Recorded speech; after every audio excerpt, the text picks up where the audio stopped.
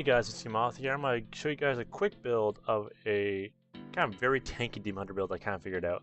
All it requires you to have is a lot of life on hit and maybe life per second. Now, for this build, I'm relying a lot on my companion and of course on brooding, but first I'll talk about the build.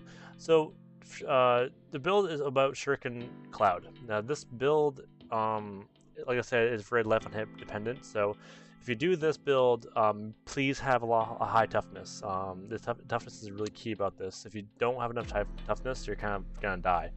So, okay, let's go build the build. So first you need grenade catch. The reason why you want these is because you're gonna be standing still a lot because you have brooding. And when you do that, you can just kind of lay these around you so you can hit a lot of AOE, because the grenade catch, it hits a lot of enemies at once, so you can see here. After that, you need Rapid Fire Bombardment.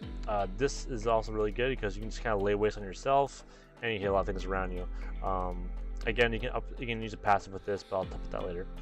Vault with Routing Roll. The reason why I want this just in case you're getting taken too much damage, or for example, the yellows or blues are taking a lot of heat on you.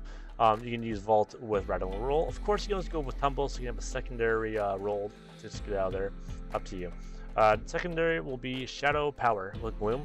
This will reduce your damage and of course increase your life per hit a lot more, and everything will be awesome. And then the third is going to be Chakram with Shuriken Cloud. This is the badass move of this build because the reason why it's such a cool build is because life on hit procs on skills, and that means that Chakram will also proc it as well. So if you're playing a much more close combat DemonHunter build, Chakram will hit them all, and of course you will get life on hit ticks for each one.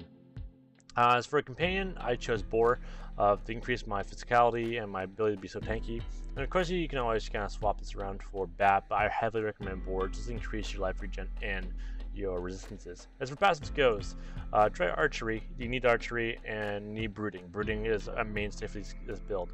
After that, you can go with Perfectionist, or you can grab up Grenadier to increase the explosion of your grenades with this and for this.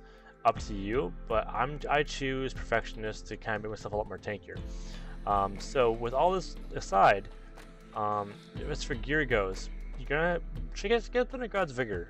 It's really good to be such a close proximity kind of build, so try that out.